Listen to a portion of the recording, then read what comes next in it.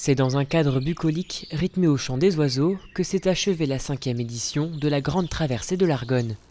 Orchestrée conjointement par l'Argonne Pôle Naturel Régional et l'Argonne Club Triocourt, cet événement s'est déroulé du 23 au 29 mai et proposait plusieurs parcours, randonnées, VTT ou gravel, dans un cadre naturel avec l'Argonne. La particularité de nos circuits, c'est tout dans les chemins forestiers. Sur des chemins forestiers, donc ce qu'on voit, c'est la végétation. Si on prend le temps, quand on marche, on peut. Et puis on a quand même pas mal d'étangs dans le secteur. On a des étangs dans l'Argonne, donc des étangs où il y a bien sûr toute la végétation et aussi toute la vie des étangs avec les oiseaux. Donc on peut observer tout ça quand on marche. Bon, les vététistes un petit peu moins. Voilà. Lancée à Châtel-chez-Héry dans les Ardennes, la manifestation s'est conclue à Beaulieu en Argonne dans la Meuse, avec plusieurs boucles qui permettaient de retrouver le cœur de ce beau village authentique.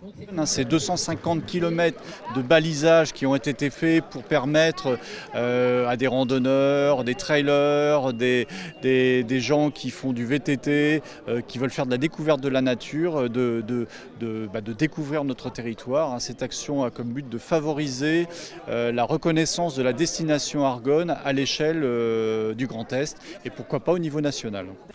Mais la nouveauté de cette année, c'est la nouvelle marque portée par le département de la Meuse, nommée Meuse Terre d'échappée par nature.